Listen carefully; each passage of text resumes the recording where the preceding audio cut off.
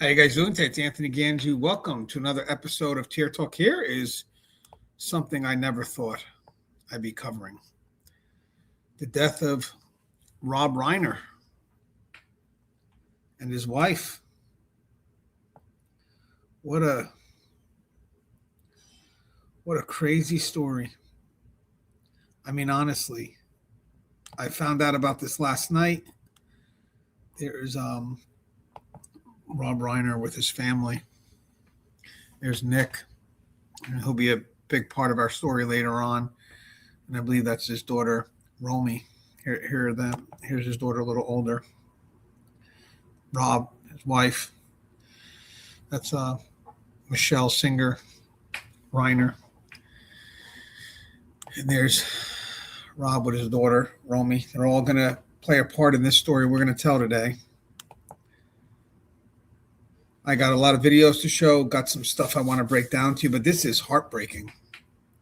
I'm a big fan of many of his movies, like many of us are.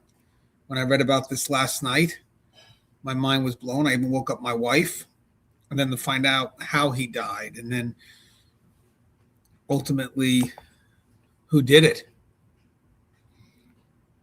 It was just one bad thing after the other. I got a lot of videos to show you, press conferences, a lot of stuff to cover here. But,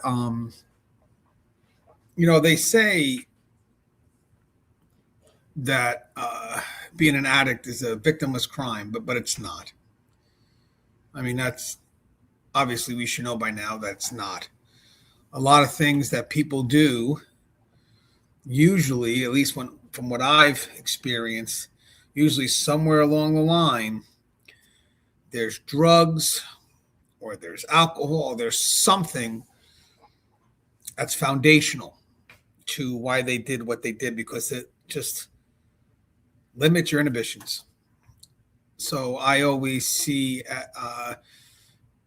drugs or alcohol, sometimes it's just a root cause of a lot of these concerns, because most of the time when you get these extreme crimes and you look through the person's record, they're usually either on something, under the influence of maybe some alcohol, but usually it is a very motivating factor.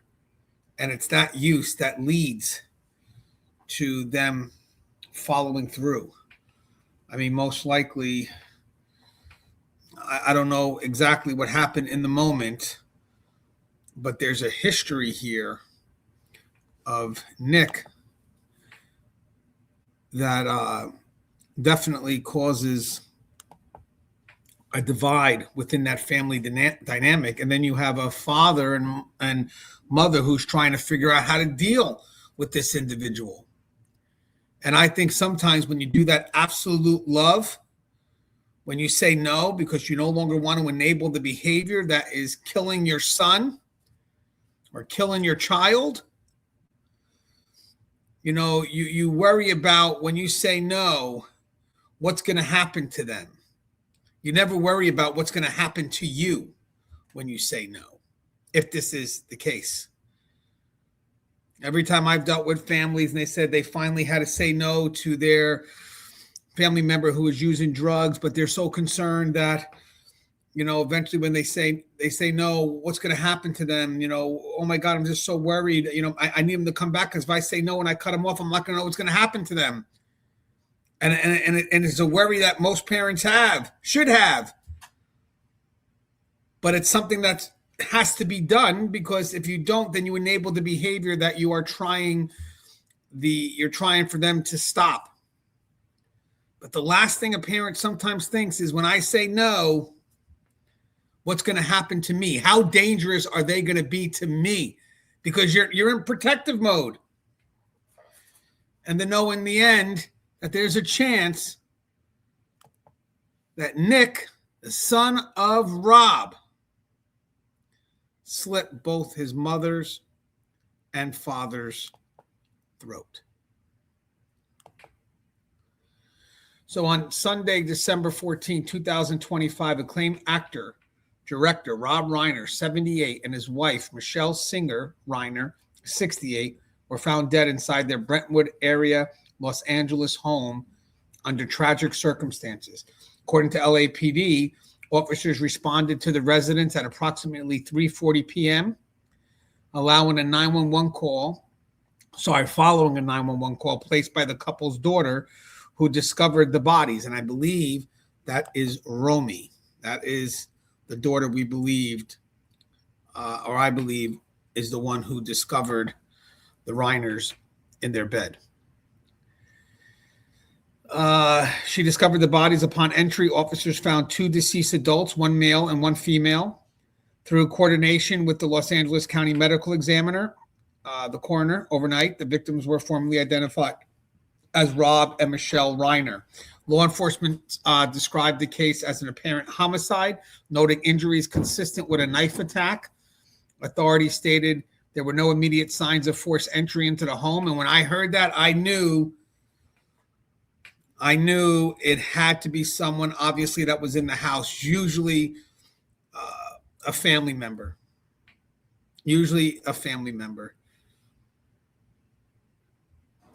And it's unique because when I saw this story played out on the internet, it didn't note at first who the bodies were. It just said you had someone that was two adults. One was 78 years old and one was 68 years old. And then when you look up the ages of the individuals, then you find out, wow, those are the ages of Rob and Michele. So it didn't take too long for many to put together that the bodies were theirs. And then almost immediately before it had been declared who it was by the medical exam, people were already putting down Nick and his addictions. They already knew. So again, the Reiner family released a statement expressing profound sorrow and requested privacy as the investigation continues. The first thing I would like to show you real quick is we have a lot of videos here, guys, but I want to show you the first press conference. This is what came out that night. Now, we have more information, which I'll give you as we go forward, but I do want to show you the first video. And I like how LAPD handles it. Remember, guys, I'm a big fan of protecting the integrity of the case for many reasons. We discussed that before.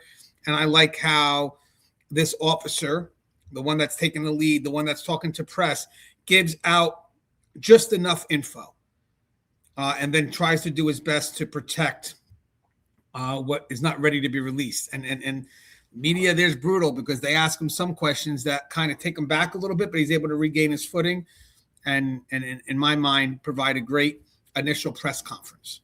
Because again, you got to put out something because the media is going to run with stuff.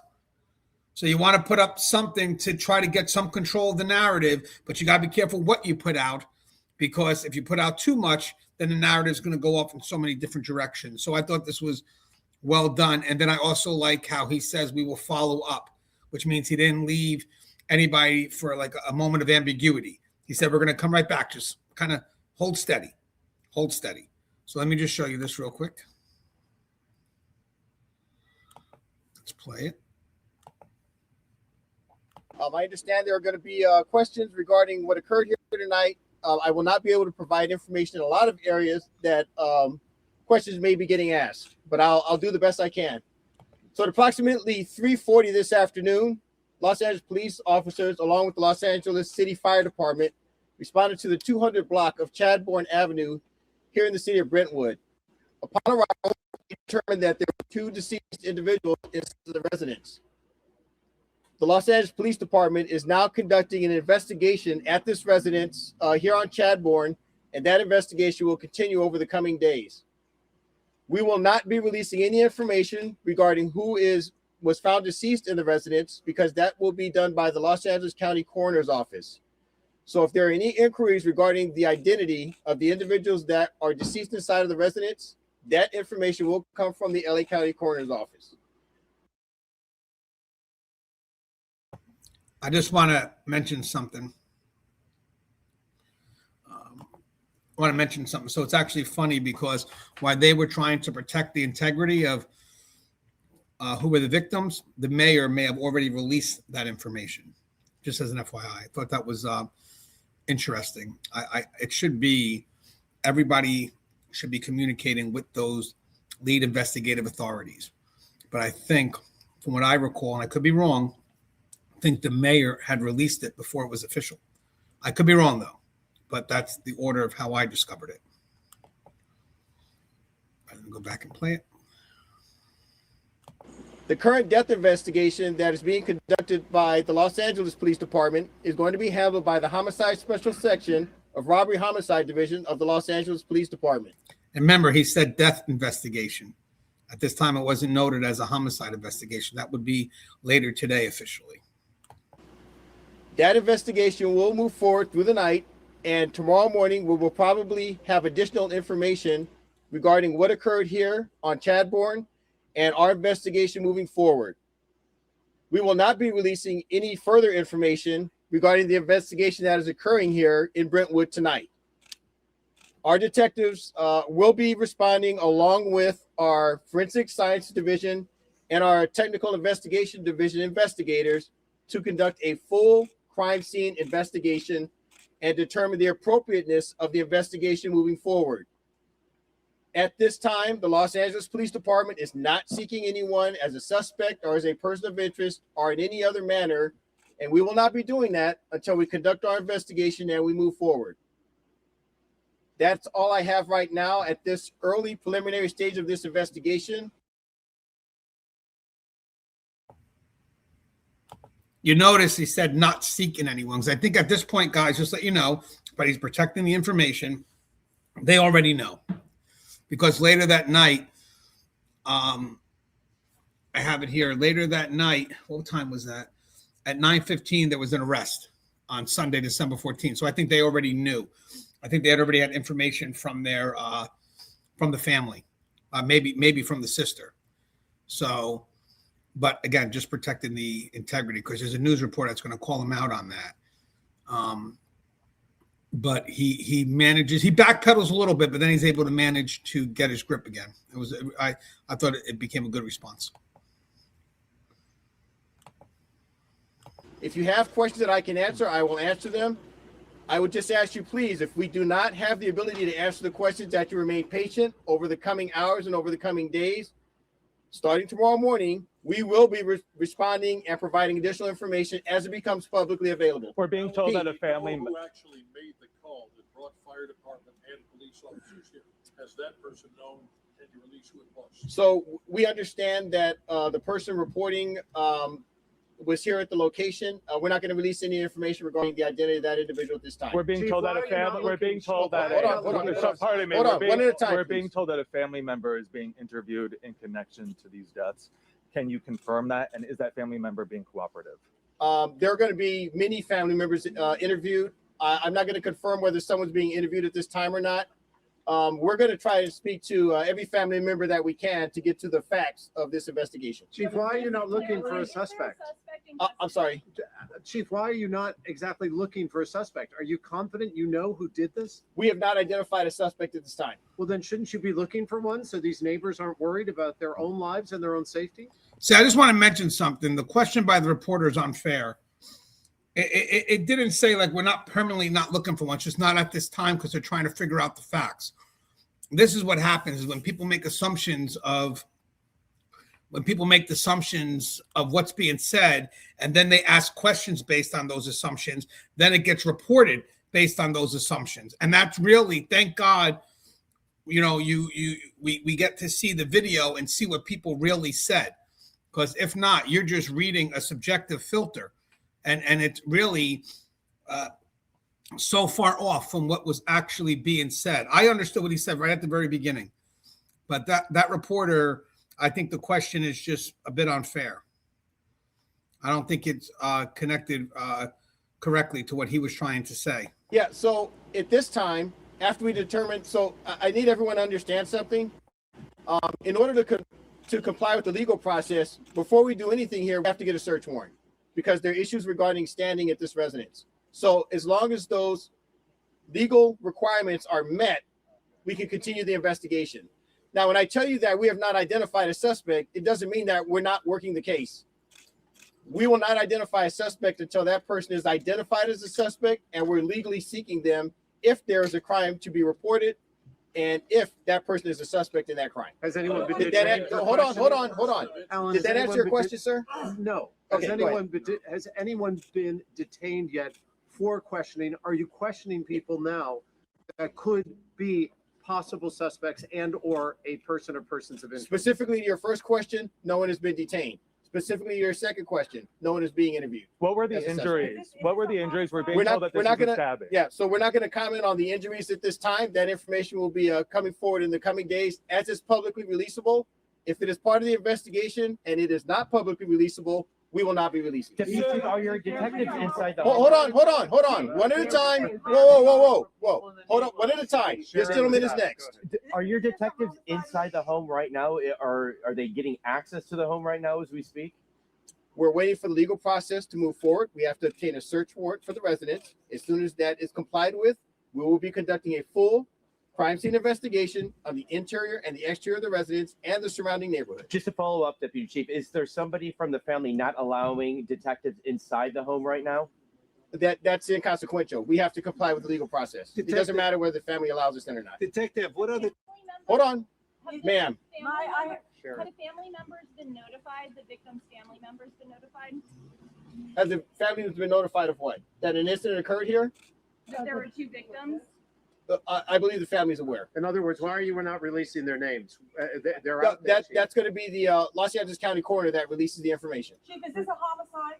Ma'am, go ahead. Your question first. Yes, is this a homicide? At this time, it's a death investigation. Again, until we get inside and we make a determination, we can't call it anything. So we're going to conduct that Hold on.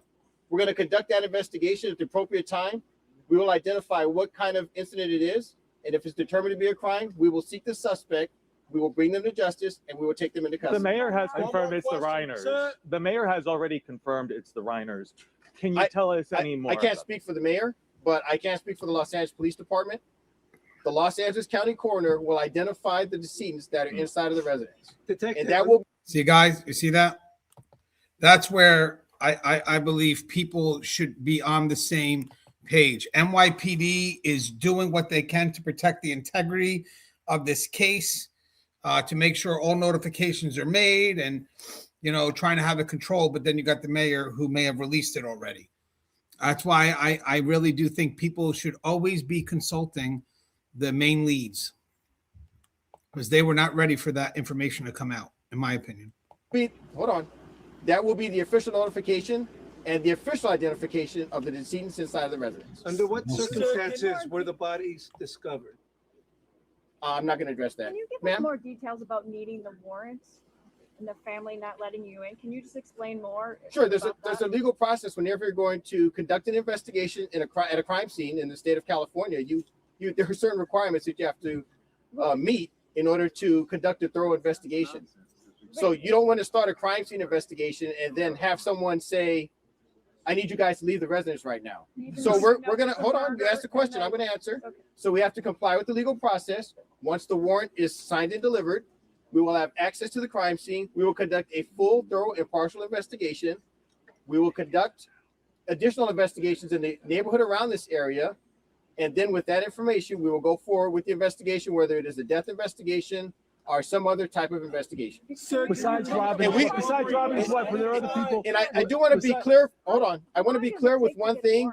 Wherever we can be transparent and provide information to the public, we will release it as soon as we can. It's been said.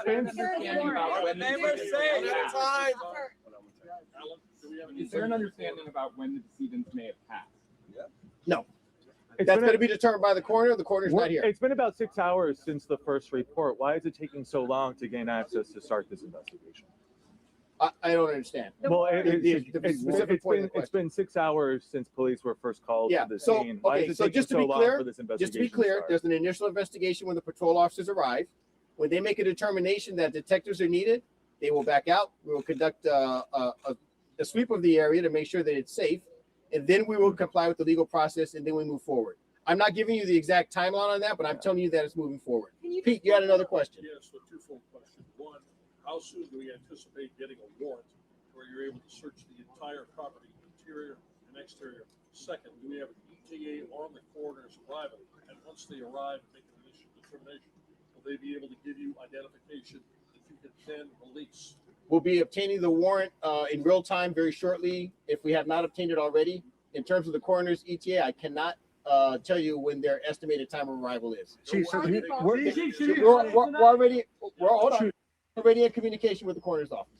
As far as the overall investigation is concerned, beyond the initial determination, we have 2 scenes inside. We really haven't done anything in the way of any kind of. See, sometimes I feel some of the questions they ask us, we haven't really done anything, whatever. It's not really questions built from curiosity, but rather judgment. And I think when those questions come out, I think the person handling the press from the law enforcement side, they feel it, and sometimes they react to that, because I see it. Some of these are not questions based out of curiosity. It's more based on judgment, and it's just frustrating. He's trying to say what they do in the process, and they just kind of judge him. Forensics on the death scene itself, right? That's correct. We've only done preliminary investigations at this point. the bodies remain inside, correct, Chief? No, okay, so nothing has occurred inside the house. The house is in the exact same state it was when the officers arrived, just to be clear. Chief, are we safe for Brentwood tonight? Watch my snoring disappear in one night. My wife couldn't. In Brentwood tonight, Chief. I can't hear you. Are we safe in Brentwood, the neighbors of the community? Oh, are we safe in Brentwood? I'm sorry. Yeah, so we have officers here at the scene. We have officers in the area. We're not looking for anyone in the Brentwood area at this point. We're not looking for anyone because we're still working on that part of the investigation. Chief, besides the Reiners, Chief, hold on. Someone over here had a question. What can you say about the fact that it's been reported it was the son of the family? I don't understand. Rob Reiner's son is. But reported by who? People? Okay, I don't know. People magazine or people in the. I don't know anything about that. Yeah. Chief, That did not. Hold on. That did not come from the LAPD. Go ahead. Chief, can you give us a sense of how many witnesses, if any, you guys have been able to talk to? Are there people you've been able to already touch base with who've been giving you useful information in terms of what unfolded inside that home? So we've already been talking to the neighbors. We've already been canvassing the neighborhood and speaking to residents that live around this area. So that's part of our investigation. In terms of someone that may have information regarding what happened inside the residence, we're not going to release that information. That'll be part of the investigation. Were there other family members living? There's been no reports from the neighbors regarding hearing anything or seeing anything that we can release to the public. Were there other family members residing inside the house besides Carl and his wife? I don't have that information. Timeline of this murder. Wow. We haven't established that yet. We will establish that soon, and then that'll be part of the investigation. Cause of death. The part that is publicly releasable, we will release. The cause of death will be released by the LA County coroner. Are you looking into? See, and by the way, the media should know all this at this point. They really should. They should respect their boundaries. They know, because then if they answer the cause of death, then they get attacked. You shouldn't have answered that. Then don't ask the question, because you've seen that recently with the Tony Busby, with Breonna Aguilera case, suicide or accident or foul play. I mean, they go out, Austin PD, and says, hey, this is what it is indicative towards. And all of a sudden they're like, well, you said it was this. You said it was suicide. I'm like, no, this is what we're saying it could be leaning towards. So they're asking questions, but if they answer those questions, they'll get judged. So it's good from him to say, nope, it's coming from the coroner. I would say you guys know where that comes from, man. You guys know not to be asking us these questions. Respect the boundaries. Should be a thing for the media. Respect the boundaries. You'll ask us questions, and then it's like, well, I answered it by mistake. I was in the rhythm. I shouldn't have answered that. Well, maybe. But maybe also they should know enough by now to not even ask that question. Them being stabbed? We're looking into getting the information from the LA County coroner when it's available. Were any weapons found at the scene? Okay, where in the homes were found? We didn't say. Were any weapons found at the scene? We didn't say anything about weapons either. Thank you. Okay. All right. Thanks, everybody. Thank you. Again, Alan, we're calling this a double homicide, So correct? we're calling it a death investigation at this point. Why So is the robbery homicide unit involved, sir? Are you able to explain that? Well, it's a homicide. Yeah. So what's the robbery aspect to it? Are you Oh, looking at robbery? I'm sorry. I didn't mean to be flippant. Let me be specific. There was recently a change within the department. Robbery homicide division handles all homicides now in the city of Los Angeles. So I apologize. I didn't know if you knew that or not. All homicides occurring in the city of Los Angeles are now handled by Robbery Homicide Division as of the end of October. That's important. Guys, we see LA a lot in the stuff that we're covering, especially with the Celeste Rivas Hernandez case. And I'll tell you something. I mean, look how they handle the media. The media doesn't like that, but I'm sure that's the same way that they would have handled the Celeste Rivas Hernandez case. And now they're doing stuff to the grand jury, and they don't want the media involved. Let us do what we got to do. That's the key. Let us do what we got to do so we can get justice right now. That's our goal. And I feel like sometimes when these media ask questions and they don't get the answers, they either make it up, fill up that ambiguity with just something to run with, because that's what they want. This is really not even a race to get information out there. It's a race to control the narrative or set the narrative. You see that a lot. All right, so I just want to go back on some more stuff. I got to read off just some. So the family member, obviously we know right now, was Romy. She's the one that discovered them. My opinion is I think he may have gotten them sometime that night when they were sleeping, because they're both in the bed comfortably, from what I was being told. But again, I don't know that. But if they were discovered both in the bed, and that's where the whole scene is, that maybe he got them when they were sleeping. But we really don't know that. We don't have an answer on that yet. But let's talk a little bit about Nick here. So Nick Reiner is 32, the son of Rob and Michele Reiner. And as we know right now, he has been taken into custody and booked for murder, according to LAPD officials and jail records. I'm going to show you a video on that. During a press conference on December 15th, that was today, LAPD confirmed that the Robbery Homicide Division worked through the night and took Nick Reiner into custody. He was subsequently booked for murder and is being held on a $4 million bail. Now, I saw their arrest booking details. So according to LAPD and Los Angeles County Jail records, we have the name Nick Reiner, age 32. Arrest time was 9:15 p.m. Sunday, December 14th at 2025. Booking time was 5:04 a.m. That's when you get into the jail. And then Monday, December 15th, that was the booking time. Sorry, booking time was 5:04 a.m. Monday, December 15th, 2025. Bail is set for $4 million. Charge status is booked for murder. Formal charges pending prosecutorial review, because we don't got the formal charges yet.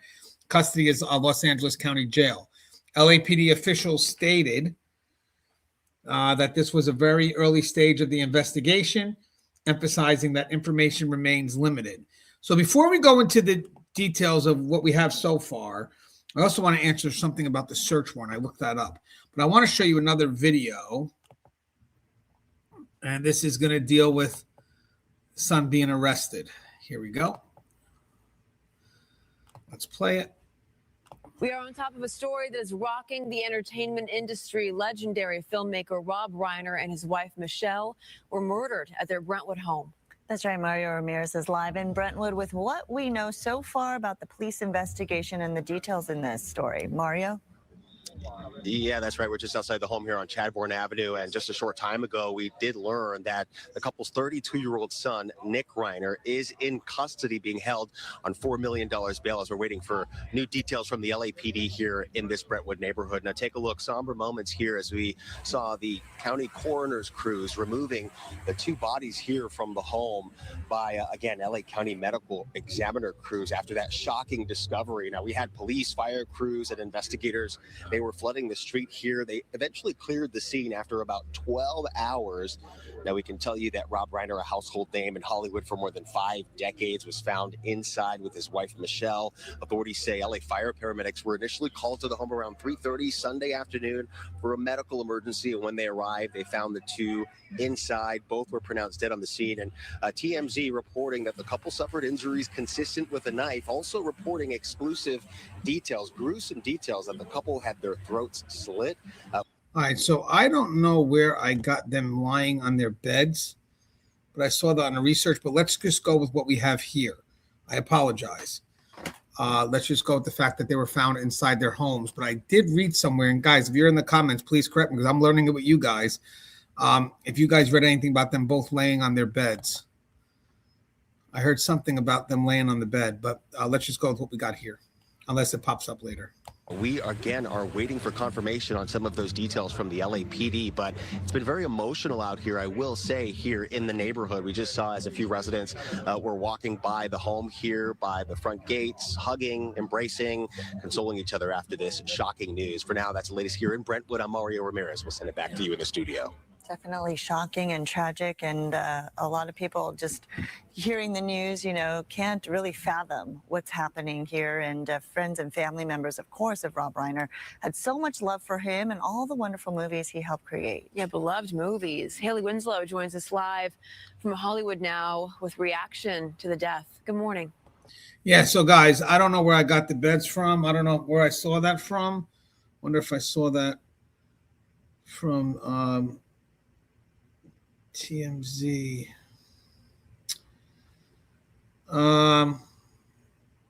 Okay, well, either way, they were definitely found at the residence.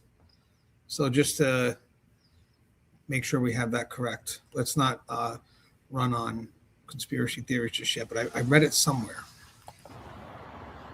Good morning. Yeah, this is so awful. And, it's a little bit strange that we're right on the foreground. In the background, you can see the Hollywood sign, right. We're on the Hollywood Walk of Fame right now in the 6400 block, which is where Carl Reiner's star is. He got it in 1999, and he actually is right next to his father's star, Carl Reiner, of course, the legendary comedian and director. They're the only two father and son stars next to each other on the Walk of Fame. You can see some flowers here on Rob's star and some candles. I'm sure this place will be absolutely flooded later on today.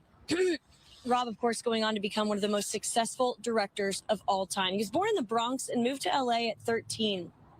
He went to Beverly Hills High School and then studied film at UCLA. SAG-AFTRA current president Sean Astin called Reiner one of the most successful and significant figures in the history of film and television. Of course, we all know the classics: When Harry Met Sally, The Princess Bride, and then his first big movie that he directed, Spinal Tap, in the mid-'80s.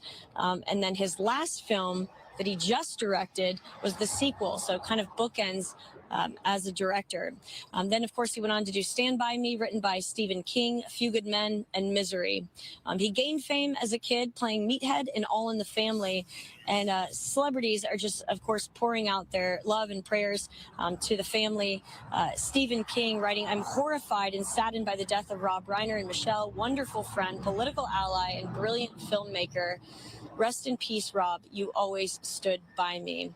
Eric Idle, they've been friends for half a century. He just talked to him last night. He said on X, "Rob Reiner was a lovely man. I spoke to him last night for over an hour. I always enjoyed his company. I met him at his dad's in 1975. He was telling me about filming at Stonehenge and his thoughts for the future. This is so awful. I shall miss him. A clever, talented, and very thoughtful man. So awful." And then Princess Bride lead Carrie Elwes says no words with two empty director chairs. Of course, Carrie was the lead in The Princess Bride, the one that melted all of the girls' hearts. But,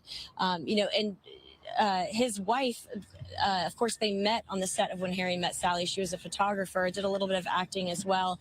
And their meeting actually inspired the Rob to change the ending to a happy one. So because of his budding romance, and this was his second wife. They had Rob had 4 kids, 3 of them with Michele. They've been married 35 years. Of course, this is just extremely tragic. And the other thing that I just wanted to mention was all the charity work that they did. I mean, they were huge advocates for child education, and that's something that they're a legacy that they're definitely leaving behind. Reporting live here on the Hollywood Walk of Fame, I'm Haley Winslow, Fox 11 News. Back to you guys. Haley, thank you so much for all of that. And of course, we're trying to wrap our minds around what exactly happened as questions remain, and investigators are working to piece together what led to the deaths of Rob Reiner and his wife, Michele. So joining us now is TMZ senior reporter and producer Charlie Neff. Charlie, thank you for being with us this morning. Thank you so much for having me. So TMZ, you guys have been reporting this all day. They broke the news that their son, Nick, was actually arrested. He's 32 years old, being held on $4 million bail. Charlie, what else do we know about Nick and how police actually zeroed in on him as the suspect? So TMZ is definitely taking ownership of this story because I've seen her already do a few interviews right now. So this is information that they're saying that they broke first. Yeah, this is an unthinkable tragedy that happened yesterday at Rob Reiner's home that he shares with his wife, Michele, who is actually, they're the parents of Nick. Of course, anybody that knows Rob and Michele knows the history of their son, Nick. He has been in and out of rehab. He's suffered with substance abuse issues. He's also been homeless over the years at some points. So I'm being told that yesterday, their daughter, Romy, arrived to her parents' house and discovered both of her parents that had been passed away due to knife wounds in the neck area. Obviously, this was a horrific incident for the daughter to arrive on the scene and see. I'm told that when the paramedics and when the police arrived, she had relayed to the police that she believed a family member was behind this. Apparently, there was some kind of argument that had occurred between her parents and this family member. Obviously, now we know that Nick is in custody in connection with the murder that happened yesterday at the home. You know, everybody loved Rob Reiner, so it's just such a shock about what went down yesterday at this home. And of course, we'll keep you guys updated with more information that's coming in. Yeah, we're learning more about how he had just spoken to some of his friends for over an hour that evening on the phone. He's such a beloved figure in Hollywood. And then you're talking about how their bodies were found with that knife wound around their neck. Do you know any more details about the situation inside the home and when they were discovered? Yeah, so they were discovered yesterday afternoon, like I mentioned, when the daughter arrived there. Unclear exactly what this argument was about that may have led to the murder. You know, we are looking into it. We're hearing more information. Hopefully soon we'll have more updates for you guys. But, you know, authorities as well are trying to piece together exactly what went down and why this would ever happen, possibly from a son. Yeah, motive, of course, is going to be the number one question here. Do you know if Nick had regular contact with his mom and dad leading up to this, or how long he had been estranged from the family? Yeah, you know, I think their relationship was very rocky. Obviously, like I mentioned, Nick has had a lot of substance abuse issues over the years, which has been publicly documented. As far as what their current relationship was, you know, between Nick and his parents, it's a little unknown. We are speaking with a lot of people to try to get to the bottom of that, to figure out exactly why he would have done this to his parents, especially in this gruesome manner. And it was definitely a shock for the daughter, Romy, to come into the house, discover this yesterday, and I'm told she was absolutely devastated. That is a horrible way to find your parents. All right, Charlie, thank you, and thank you to the... So there's definitely a lot going on here. So a lot of people were asking why was the need for the search warrant. So I wanted to look that up and get some information on that. So LAPD confirmed that search warrants were obtained and executed as part of the homicide investigation. While officials declined to specify the scope or targets of the warrants, they emphasized that search warrants are a critical component of homicide investigations and are essential to preserving evidence and protecting the integrity of any future prosecution. Because remember, they are trying to do what they can in front of the system, so they don't have to worry about these concerns on the back end. So they're always getting ready for that prosecution, making sure that they do things by the T so it doesn't get thrown out later on or dismissed.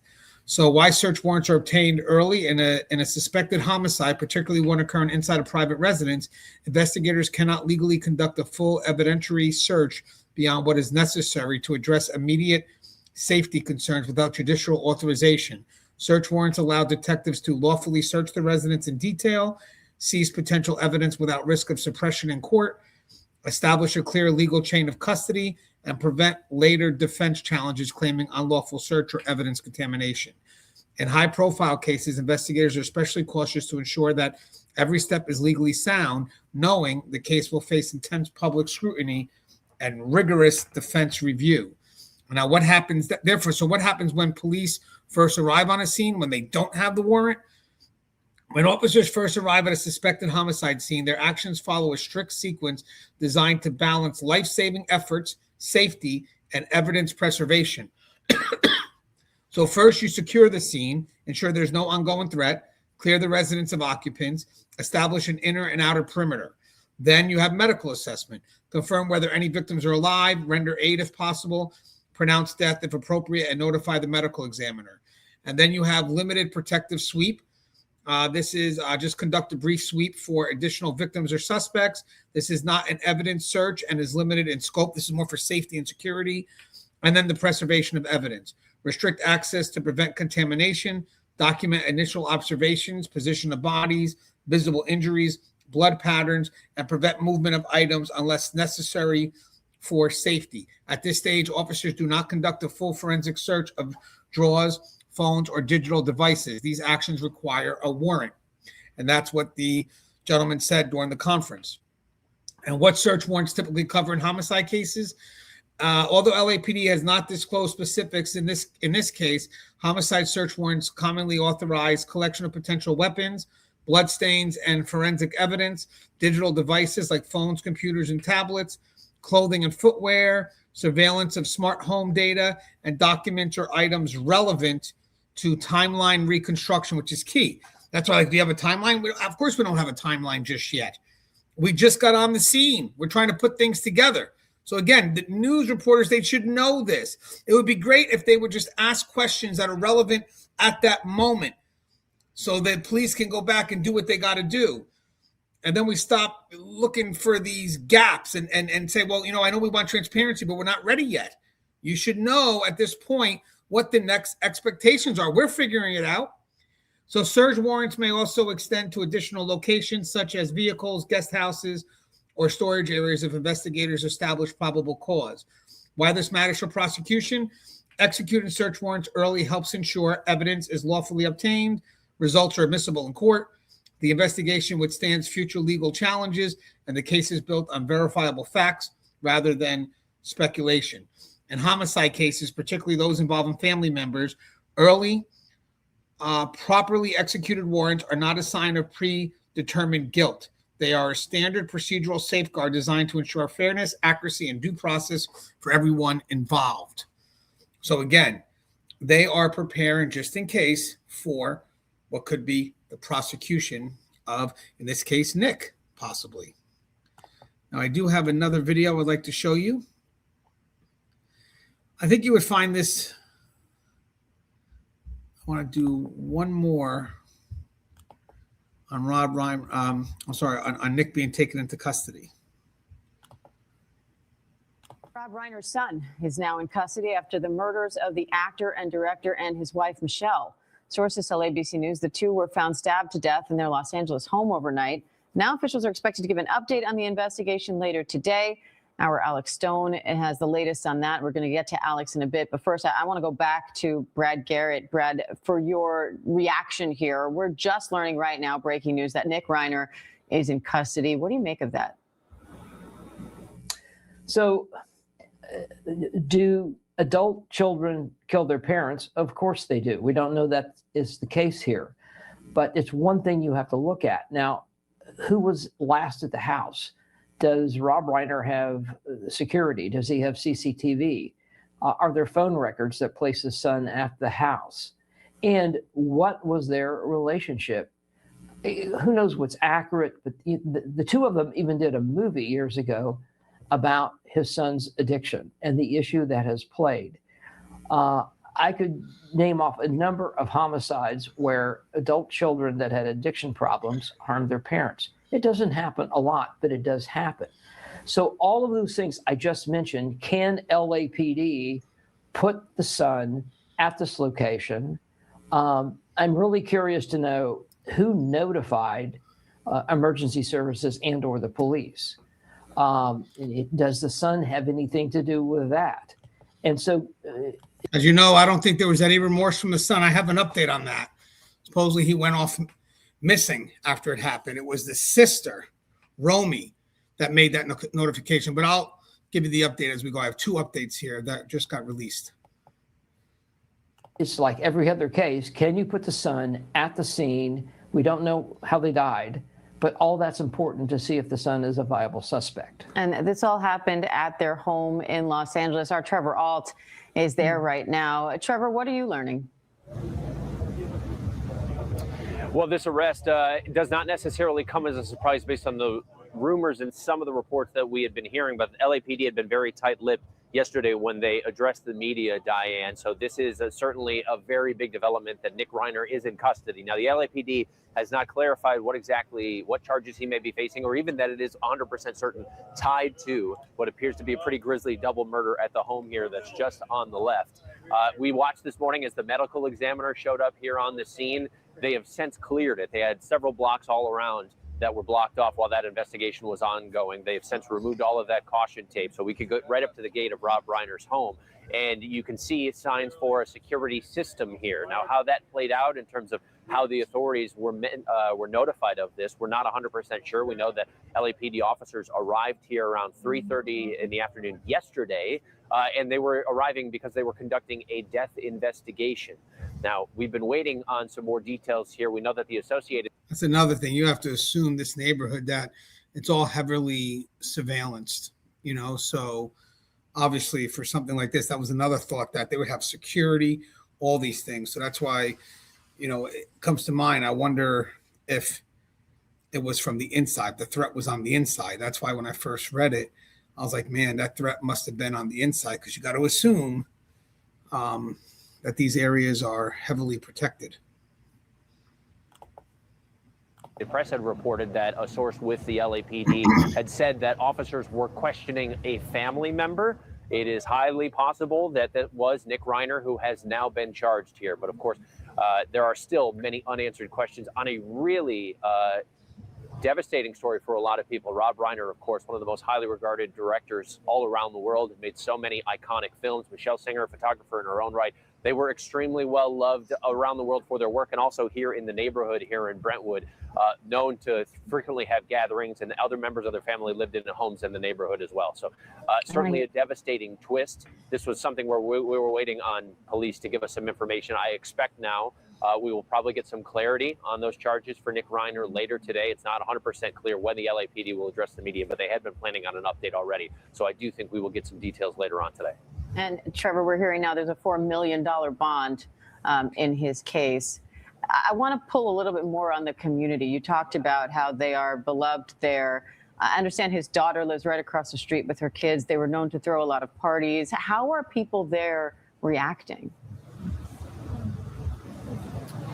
Well, from what we've seen, I mean, this is a neighborhood that a lot of celebrities live here. And of course, a lot of celebrities who have worked directly with Rob Reiner, Diane. And so among them, we know yesterday, after the authorities were already on the scene, Larry David showed up here, Billy Crystal showed up here, and one of our reporters from our local affiliate, KABC, said it looked like Billy Crystal was devastated, almost as if he was on the verge of tears. Of course, Billy Crystal and Rob Reiner worked together on one of their most beloved films, When Harry Met Sally.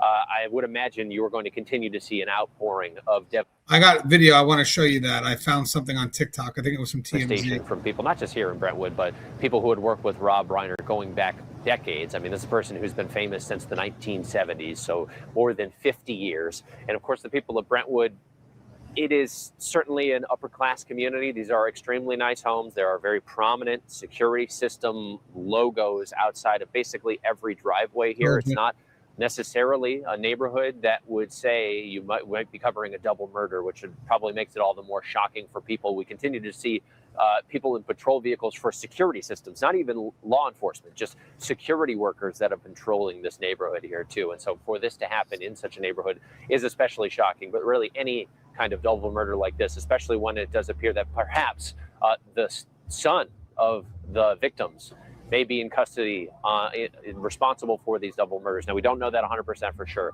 but this is shocking top to bottom. It sure is. Brad, what comes next in this investigation? So what has the son said? Was the son involved in the 911 call? I'll tell you, Diane, that's not uncommon for adult children who kill their parents to turn around and report and infect themselves. And I'm going to X that out because we know that wasn't the case.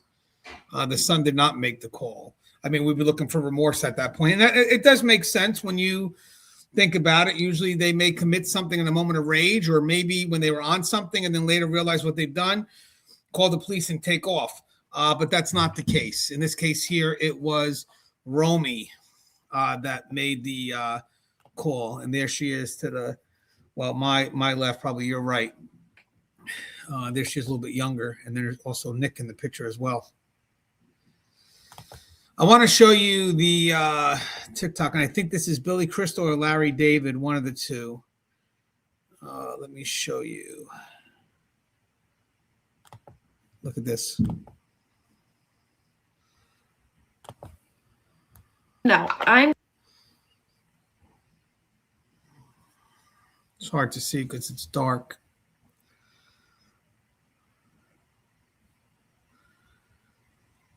I don't know which one that is. Could be Larry David, to be honest with you. But I could be wrong. I haven't seen Billy Crystal in a while.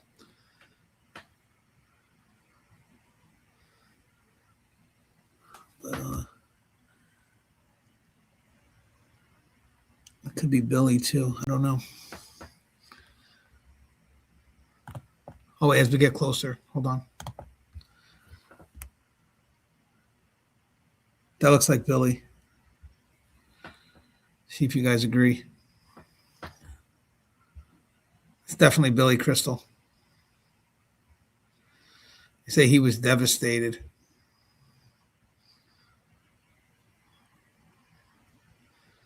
Some reports have him on the verge of tears. I mean, they definitely had a long relationship. I want to show you Jerry O'Connell. There's an interview I have with Jerry O'Connell as well that I'd like to show you, just to kind of show you the impact. And then we'll go right back to the details. I just like to, while we're looking at people that were impacted, let me show you right here. We welcome you back to CBS Mornings at 7:30 on this Monday after a weekend of shocking violence all over the world, really, including the apparent homicide of Hollywood icon Rob Reiner and his wife, Michele, their home in Los Angeles. A lot of people were still reeling from this news. There is still so much we have to say that we do not know about their deaths, but there's certainly a lot that we can learn about their lives and how they live their lives by talking to those who knew them well. Joining us now is actor and TV host Jerry O'Connell. Jerry, thank you so much for joining us. I know that you worked with him back in the day. I'm curious. I did not know them well. I was just saying I recently saw them at a friend's birthday party, but I know you really knew the Reiners. Tell me what you thought when you first heard the news. I still can't believe it. Yeah, it's shock. I mean, the whole weekend seemed completely surreal, Gail. But this one was really shocking, and how the news sort of trickled out. That it started off saying that I agree with this. There were two deceased people at an address matching Rob's, and of course, you know, I'm very close with the guys I was in Stand By Me with, Will Wheaton and Corey Feldman, and I called our other boss, Rob's partner. Oh, there's a photo of Rob and I right there. I called Rob's partner at Castle Rock and said, I'm so sorry to call you. And he said, you know, we didn't have news. We said, I think it's them. The ages match. They only described them as two people at a certain age.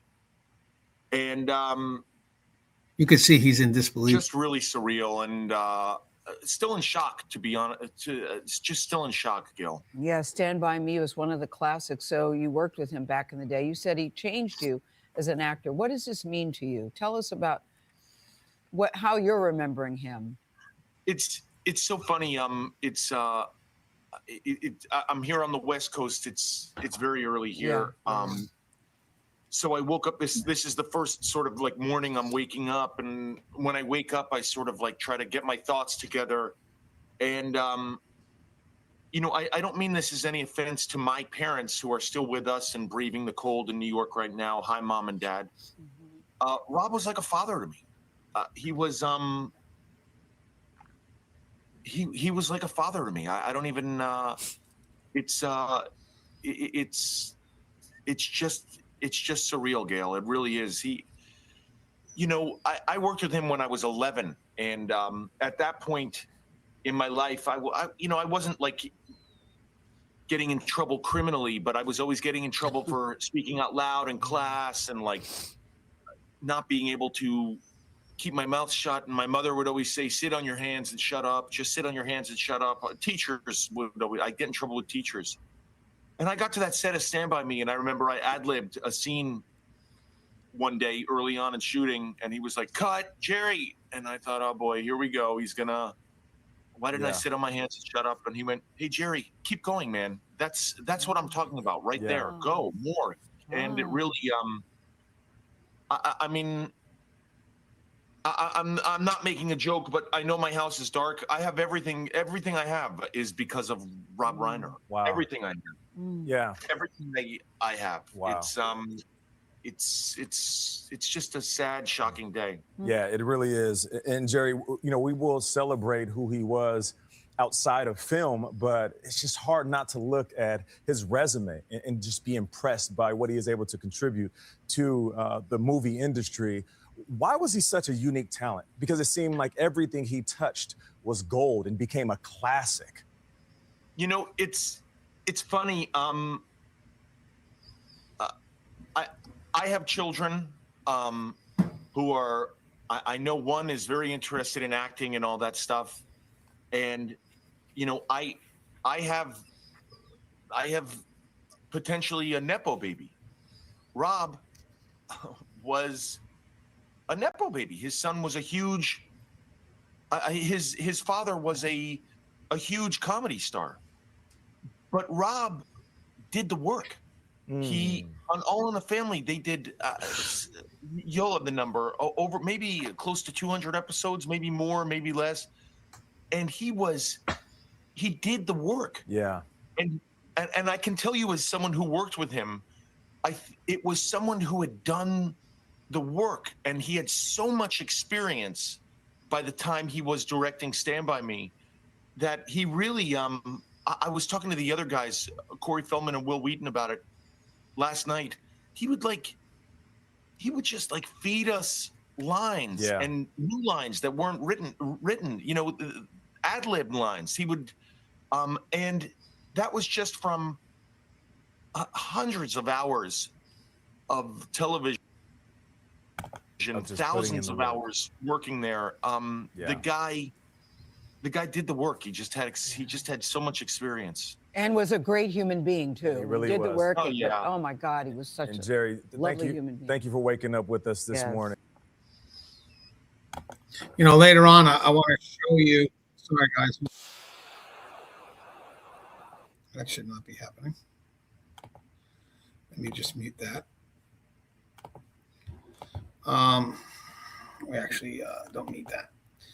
I want to show you. I want to go over what happened, the incident a little bit. Got some details I want to show you. And then I want to show you him and his son worked on a movie together called Being Charlie. And there's an interview that I have that I want to show you. You can see this dynamic. You could see, in my mind, a father and son trying to work it out, and then having the courage, but yet vulnerability to put it out on the big screen. One, I think that was something impactful for them, but also let the world know, because we know that there are other people going through this. So to try to create something that was impactful. And I think that movie is definitely going to get a lot more plays now, because that movie, even though they say it's fiction, as you see the interview, it's rooted in their dynamic. And it's something that you're going to go, if you have seen it before, now when you go back and watch it, you're going to look at it totally differently. I have not seen this movie, so I'm actually going to watch it just out of curiosity. I'm curious. But we'll get to that. So let's just go to the incident. So multiple media outlets citing law enforcement sources have reported that both Rob and Michele Reiner suffered multiple sharp force injuries, including fatal neck wounds. The Los Angeles Police Department has not publicly detailed the specific nature or number of injuries. Investigators confirmed that the Los Angeles County Medical Examiner responded to the residents and remained on scene for an extended period. Full autopsy and toxicology analysis are pending and may provide additional information regarding the estimated time of death and cause. Law enforcement has not disclosed when the killings occurred, stating that the bodies were discovered Sunday afternoon. Separately, media reporting, now corroborated by police acknowledgement, confirms that the Reiner's daughter discovered the bodies and placed the 911 call. We talked about that. Now, there's a little bit of got a little bit of a timeline here, a little bit of a gap that I think we're able to fulfill. And this is coming from TMZ, so take it with I guess a grain of salt. But it says, according to TMZ, citing unnamed law enforcement sources like they usually do, but could be relevant. Investigators are examining a gap in time after the killing during which Nick Reiner was reportedly unaccounted for. The outlet reported that Nick was missing for several hours following the deaths before being located and taken into custody later Sunday evening. TMZ further reported that investigators are reviewing Nick Reiner's movements during that period, including where he went, whether he communicated with anyone, and whether any evidence may have been discarded or altered. Law enforcement has not publicly confirmed these specific details, nor has LAPD stated how this information factors into probable cause for the arrest. What police have not publicly confirmed. Law enforcement has not publicly confirmed whether an argument occurred immediately prior to the deaths, the role, if any, of recent family conflicts, the precise timeline of events between the alleged killings and the arrest, specific forensic evidence that led to Nick Reiner's arrest, or whether the reported missing hours involved flight, concealment, or unrelated activity. The motive has not been disclosed. Now, I want to just give some investigative context here. From an investigative standpoint, violence this close and personal, because remember, their throats were slit. This is personal, is often examined through the lens of emotional dynamics and relationship history. That does not determine guilt or motive, but it explains why detectives focus heavily on family relationships, recent conflicts or stressors, timeline gaps, and post-incident behaviors. Any conclusion regarding intent, motive, or degree of culpability will ultimately depend on forensic findings, witness testimony, and judicial review. So now I want to do a little bit of a history here because this matters. So let's look up what we have here. So this is, I also got pictures of Jake. Let's see. So this is the family, but I don't see Jake. I believe this is Jake. I think I have a picture. All right, here's a picture of Jake. That's their oldest, I believe. And then you got Nick. And you got Rumi. So that's the three. All right, so additional reporting has provided further context regarding events in the hours leading up to the deaths of Rob Reiner and Michele Singer Reiner. Multiple media outlets report that Rob Reiner, Michele Singer Reiner, and then their son Nick Reiner attended Conan O'Brien's annual Christmas party on Saturday night. That's December 13, 2025, less than 24 hours before the homicides. And again, that's when the bodies were discovered. We don't know exactly when this happened. This could have happened overnight and he took off. So it could have happened Saturday into Sunday because the bodies were discovered by the sister. So that could have been hours after it happened. According to reporting citing individuals familiar with the gathering, Rob Reiner and Nick Reiner were involved in a very loud, heated verbal argument. The argument was audible to multiple people in attendance. No physical altercation was reported, and no law enforcement intervention occurred at the event. Family sources further report that Rob and Michele left the party following the argument. It remains unclear whether Nick Reiner departed at the same time. Additional reporting from TMZ states that Nick Reiner appeared visibly uncomfortable and out of place at the party, according to individuals who observed him that evening. The report notes that Nick was not seen engaging socially in the same manner as others present and appeared withdrawn following the argument. These observations have not been confirmed by law enforcement and are being reported strictly as witness impressions. In the months leading up to their deaths, Michele Singer Reiner had reportedly confided in friends that she and Rob were at their breaking point as they struggled to help their son amid ongoing mental health and substance abuse challenges. According to these accounts, Michele expressed deep frustration and exhaustion, telling friends, "We've tried everything." Rob and Michele Reiner were found dead again following afternoon inside their Los Angeles home, both having suffered fatal knife injuries. Their son, Nick Reiner, has since been arrested, formally booked for murder, and is currently being held on $4 million bail. Let me just see which videos I have left. All right, so I got 2 videos left to show you, but we got a second. So law enforcement context. The Los Angeles Police Department has not confirmed, again, whether the argument is directly connected to the homicides, whether the party incident played any role in the events under investigation, or the specific timeline between the party and events and the deaths. Investigators in family-related homicide cases routinely examine recent conflicts, emotional stressors, changes in behavior, and timeline events as part of the background analysis. Such information is evaluated strictly as context, not as proof of guilt. Now, Nick Reiner. Now, I want to talk about Nick Reiner a little bit because there's a lot I found out about him today. So Nick Reiner has publicly discussed longstanding struggles with substance abuse beginning in adolescence, including repeated rehabilitation attempts and periods of homelessness in multiple states. These experiences are explored in interviews and in the 2015 semi-autobiographical film, Being Charlie, which Nick co-wrote and Rob Reiner directed. Authorities have not stated that mental health or substance use played a role in the deaths. But let me show you the trailer for this movie, Being Charlie. This came out, I think, in 2016. Check this out. So remember, this is pretty much, it's kind of like an autobiographical film, but it was, in their mind, it was fiction, but it truly related to their dynamic. If they say you only have a year to live, do it sober. It'll seem like an eternity.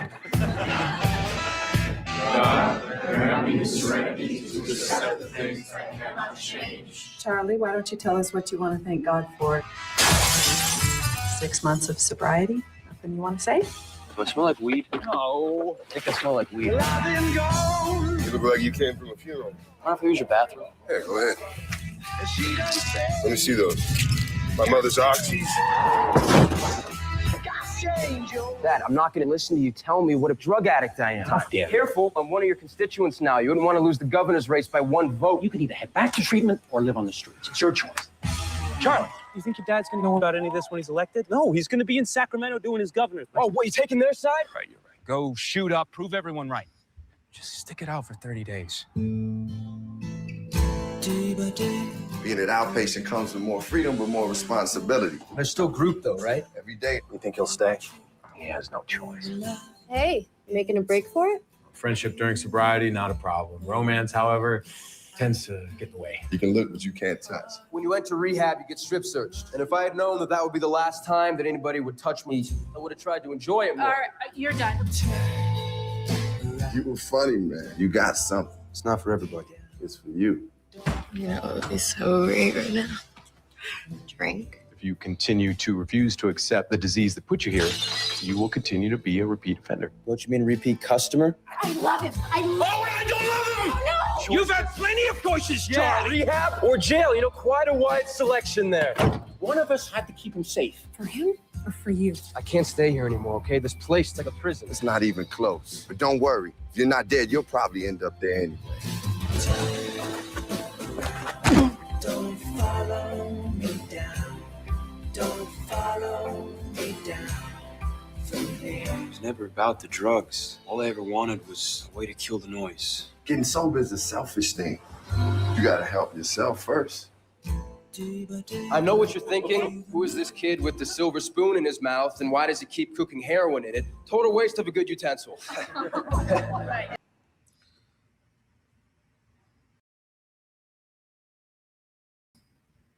There you go. So you got to assume that that movie, directed by the father, written by the son, and I believe there was someone else involved, that's probably a reflection of their dynamic, who they are to each other. And you could see from the film the heated arguments, and you know, again, whether that's done to make a movie or whether that's done to showcase vulnerability, because I think part of this movie could have been healing for both of them. Maybe there was this dynamic and this movie was a chance for them to explain both sides. This is what I felt, this is what you felt, but this is also how we seen each other. And I think that was a good thing that they put out in the world. That's why I got to see it. I haven't seen the movie, but I like the idea of why it was done. I respect that because, again, I'm sure there's a lot of people going through that, and for them to release a movie based on their vulnerabilities to showcase this is us that are most vulnerable, and the fact that they got to work together. I'm assuming that was, I would like to assume that would have been a great time, because they're just trying to understand each other.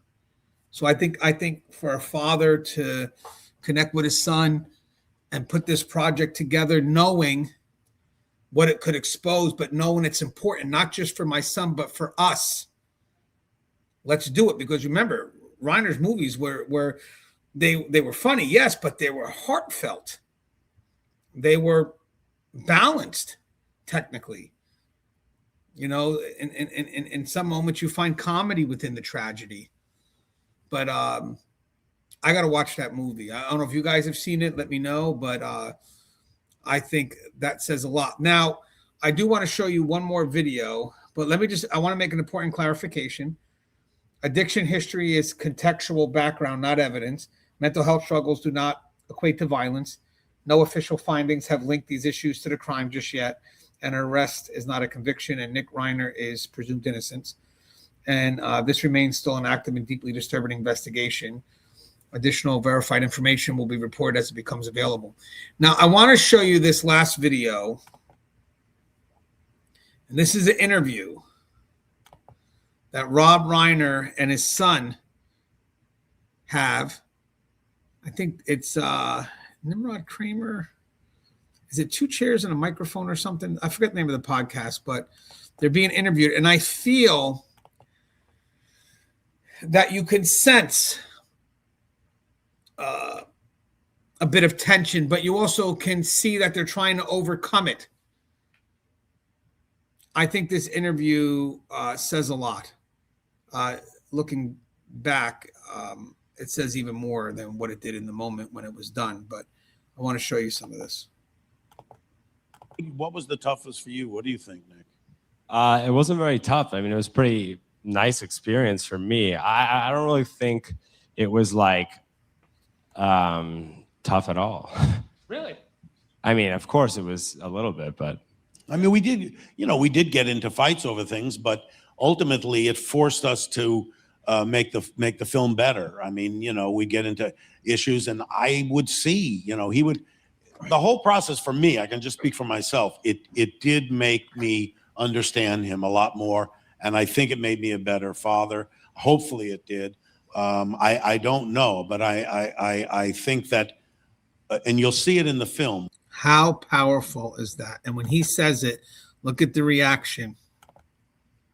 Makes me a better father. Issues, and I would see, he would.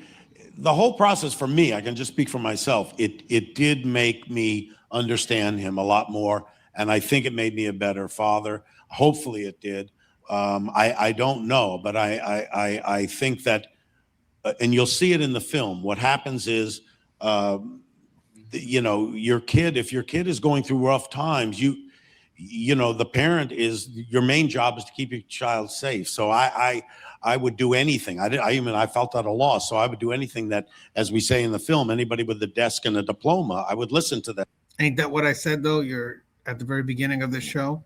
It's always going to be about protecting your child. And the whole idea of tough love, and you have to be a certain way. And it's not my nature. It's not the way I am built, but I went and did that, and I think that, at the end of the day, I know my child better than an expert does, and I probably should have trusted my own instinct.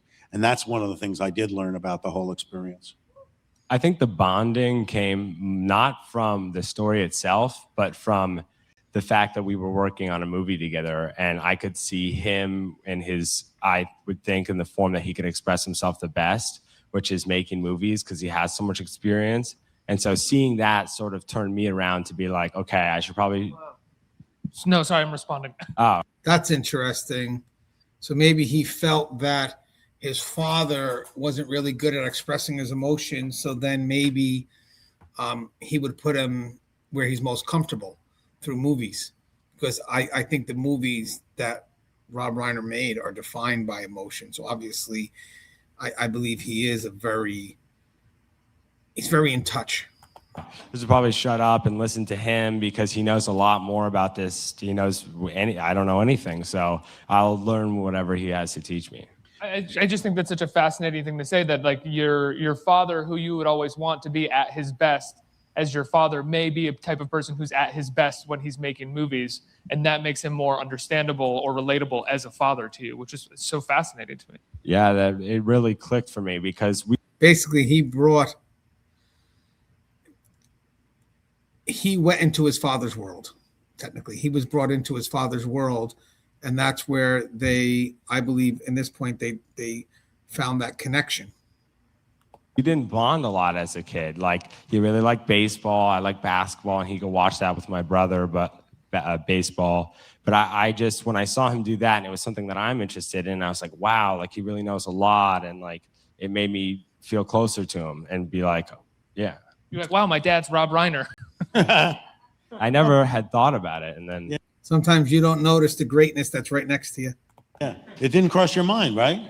Never. No. Never watched A Few Good Men. Didn't see that one. No, but it's interesting that Nick would talk about it in that way because, we did share that experience, but even though I've had a lot of experience making movies, and I said this to him many, many times, that he was the heart and soul of the film. So when it came to making the film deeper and better, I would have to really defer to him. I mean, even though I have had all this experience in making films, the core of this film, I really had to look to him. I relied on him for giving it the honesty and the truth that it has. Did you work with him on set? Were you on set for the majority of the shooting?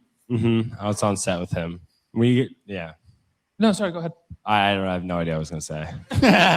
And he was there every day. I mean, we worked for a year before, helping craft the script, and then doing the whole shooting, and then post-production, he would come in the cutting room. I mean, we went through it together. There's no question. I have to ask, see how he always defends his son.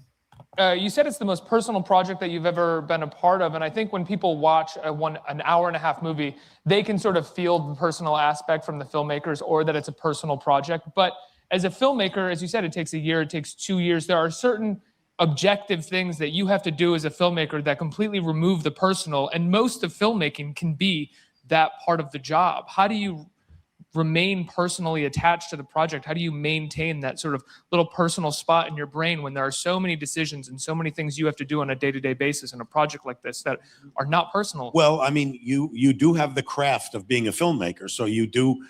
There are certain there's certain film grammar that you're going to use to tell a story, but I could never get away from the.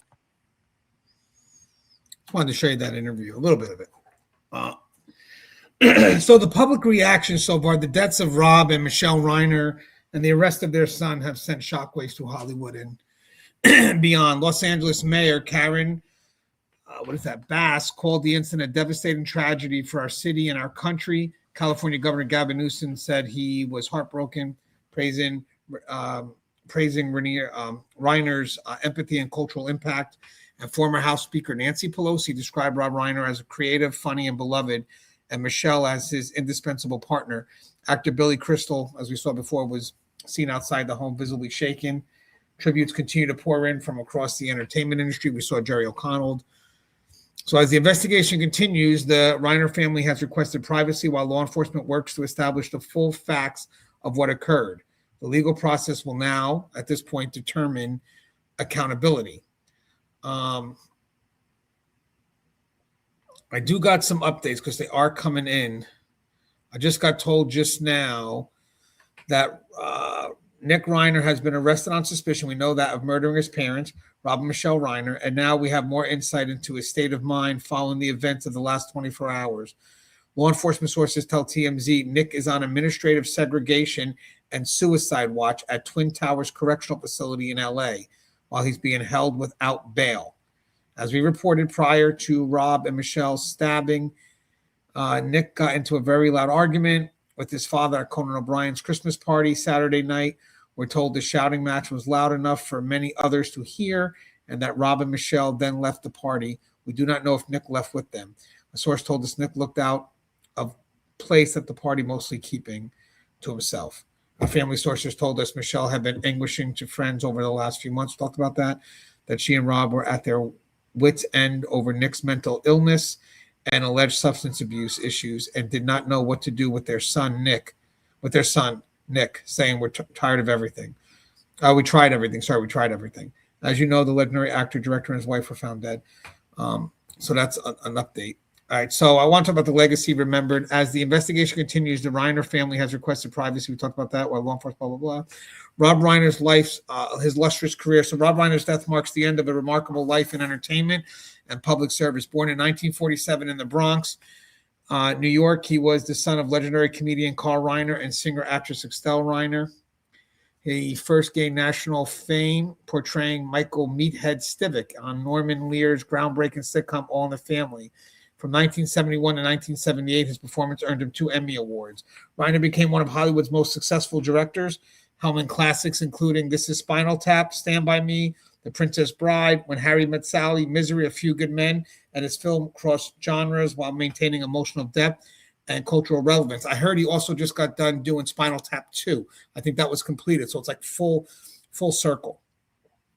Reiner remained professionally active until his death, appearing in season 4 of FX The Bear in 2025 and releasing This Is Spinal Tap 2 in September of 2025, more than 40 years after the original cult classic. Okay, sorry, so it was released. I thought it's in the process of being released. Beyond filmmaking, Reiner was a political activist and philanthropist, co-founding the I Am Your Child Foundation and Parents Action for Children, focused on early childhood development and education. Colleagues describe him as someone who used his influence in service of others. As for Michele Singer Reiner, Michele Singer Reiner was an accomplished photographer, producer, and philanthropist, known for both her creative talent and her advocacy work. Rob Reiner met Michele while making When Harry Met Sally, where she was working as a photographer. They married in 1989 and shared a partnership that spanned more than 3 decades. Did I get a young picture of them at all? Hold on. No, that's Norman Lear. Oh no, that's Carl Reiner. Thought I had a that's Rob Reiner with Penny Marshall.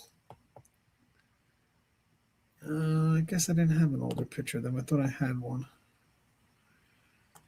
No.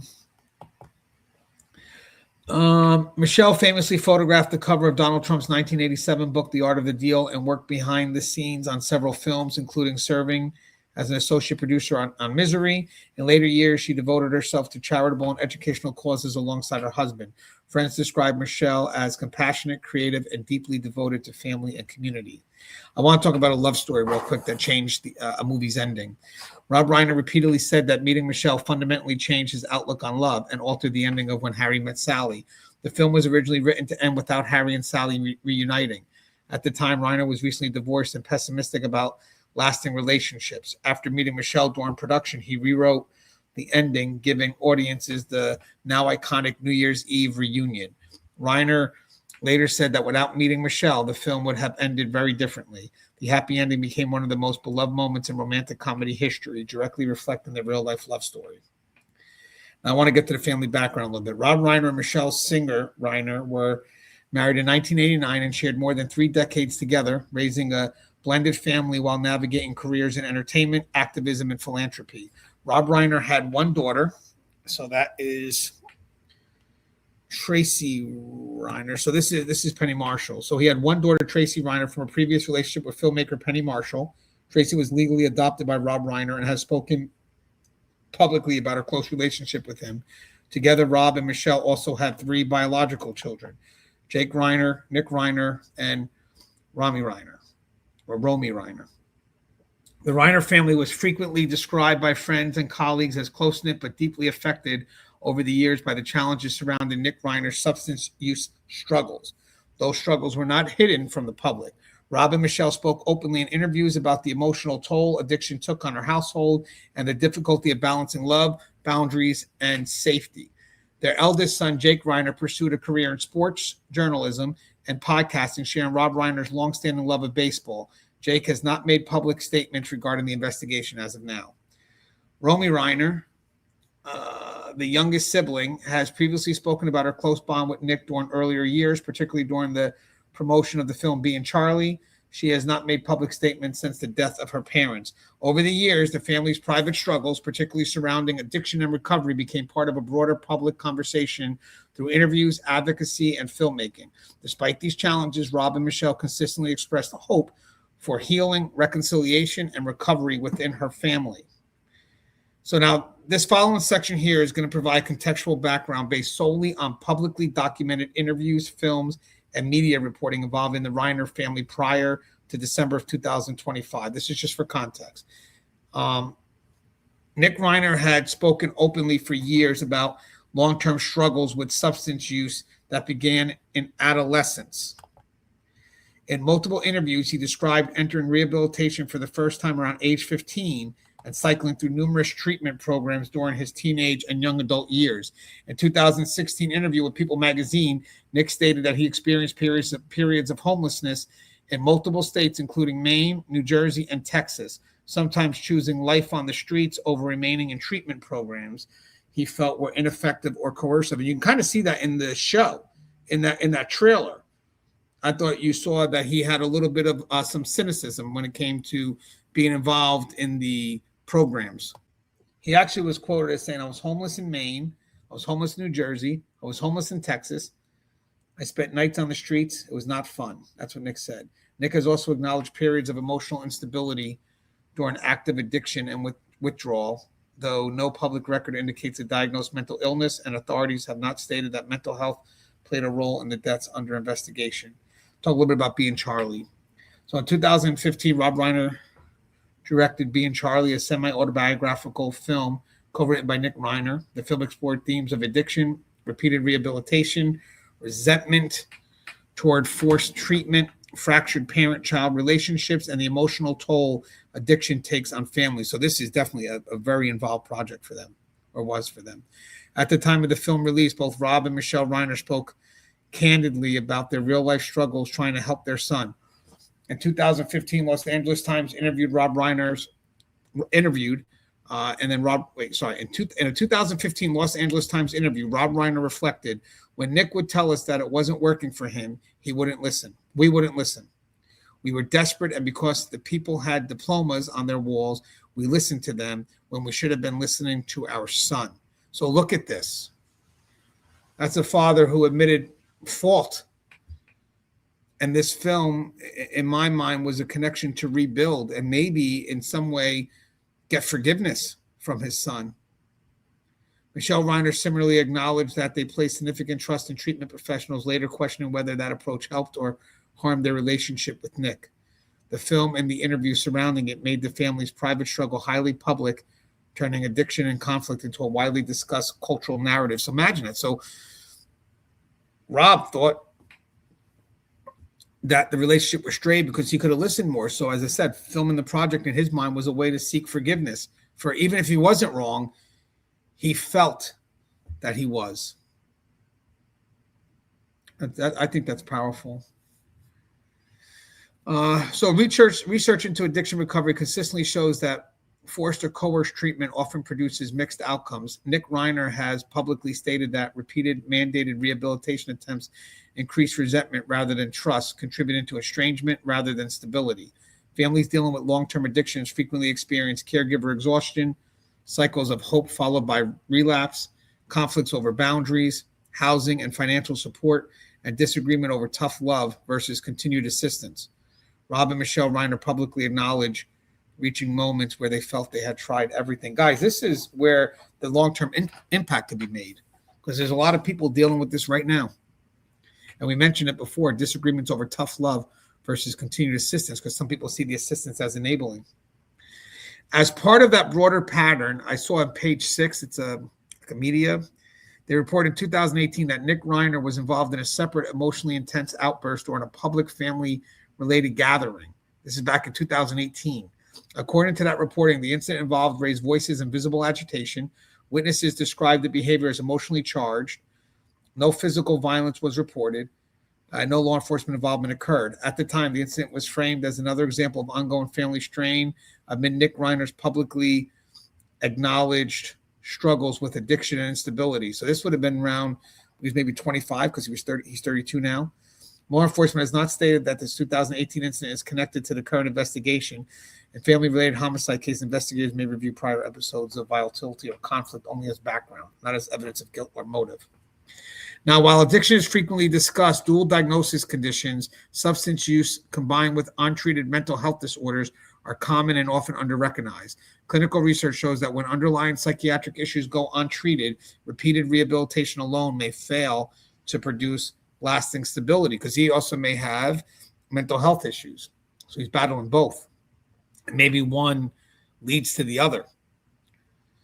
Mental illness alone is not predictive of violence, just to get that out there. The vast majority of people with addiction histories never harm others. Violence typically requires multiple converging risk factors, and no authority has stated that mental illness played any role in this case, just as a disclaimer. So a family-related homicide investigation, I thought you'd find this interesting. Detectives routinely examine recent arguments or escalating conflicts, which is what we're doing now, changes in living arrangements, which I heard that he was living with them, by the way. Actually, there's an article here that came out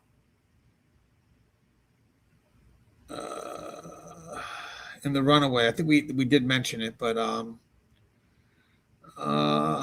let's see.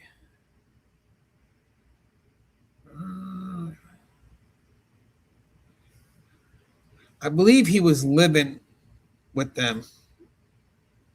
I'm trying to see where I got that from, but that I remember reading.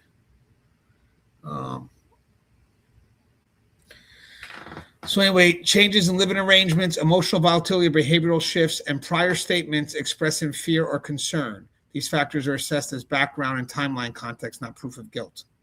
And the critical distinction is this background does not establish motive, does not imply intent, does not substitute for evidence, and does not override the presumption of innocence. Any determination of responsibility was made solely through forensic evidence, witness testimony, and judicial processes. So what's next for the legal process? Well, with the arrest made, the case now moves into formal legal proceedings. So that's 24 to 48 hours. That's the next step. So you got to formally charge. The Los Angeles County District Attorney's Office has 48 hours, excluding weekends and holidays, to review evidence and file formal charges. If charges are not filed within this time frame, Nick Reiner must be released. Charges will likely specify degree of homicide, first-degree murder versus second-degree murder versus voluntary manslaughter, and count. So 2 counts expected, 1 for each victim. Then the arraignment hearing, just learning the process. Once charges are filed, an arraignment will be scheduled, typically within 48 hours. Nick Reiner will appear before a judge. Formal charges will be read. The defendant enters a plea, guilty, not guilty, or no contest, and bail may be reconsidered, though the $4 million amount suggests the court views this as a high risk. And then you get the attorney representation. Nick Reiner has the right to legal counsel. If he cannot afford an attorney, a public defender will be appointed, and then private counsel may be retained. And then you still have the ongoing investigation. Despite the arrest, investigators will continue gathering evidence. And then you have the search warrant execution for forensics. So full forensic search of the residence, blood spatter, evidence analysis, digital device examination, biological evidence collection, so DNA, fingerprints, hair fibers, digital for evidence, so cell phone records, text messages, location data, security camera footage from the property and neighboring homes, which you know they have, smart home and device data, and social media accounts and financial records. And then the autopsy and toxicology. The Los Angeles County Medical Examiner will complete comprehensive autopsies, exact cause and manner of death, order of injuries, and time of death window, and toxicology screening results usually take, as we see, about 4 to 6 weeks. And then you got your preliminary hearing. That's usually 10 to 60 days after the arraignment, pre-trial phase, and then the trial, if it happens. So just in closing, as the investigation continues and legal proceedings begin, the entertainment world mourns the loss of 2 remarkable people. The Norman Lear family said the world felt unmistakably darker following Reiner's death. Friends, collaborators, and fans remember Rob Reiner as a storyteller whose work emphasized empathy, justice, and humanity. Michele Singer Reiner is remembered as a creative force and compassionate advocate whose influence was felt quietly but profoundly. Rob Reiner often said what mattered most was making the world a little better. And that was through storytelling, activism, and love. He did exactly that. What remains now is a complex mix of grief and the difficult process of seeking truth and justice. The Reiner family has requested privacy as they process both the loss of Rob and Michele and the arrest of Nick in connection with their deaths. The legal system will now determine the facts and circumstances of this tragedy. So there was a lot there. Stuff was coming in as I was still doing it, so I tried my best to find a way to go ahead and make sure I update my narrative. And one last thing, it says Billy Cresswell and his wife Janice saw the slain bodies of Rob Reiner and his wife Michele because TMZ has learned they arrived at the scene in a flash after family members called them about the horrific discovery. Sources with direct knowledge tell TMZ Rob and Michelle's daughter Romy called Crystal and his wife not long after she called police to report finding her parents brutally murdered inside the Brentwood home Sunday. Sources with direct knowledge tell us Billy and his wife raced over to the house and were there so quickly. One source tells us the couple actually saw their slain friends and wanted to say their goodbyes. As you know, Rob and Michele were found Sunday afternoon or Sunday. Wow, the updates just keep coming. All right, guys, as always, if you like the content, please, I do have Buy Me a Cup of Coffee. Link to that is in the description. And I also have a link to that top of the YouTube channel. As always, guys, stay safe.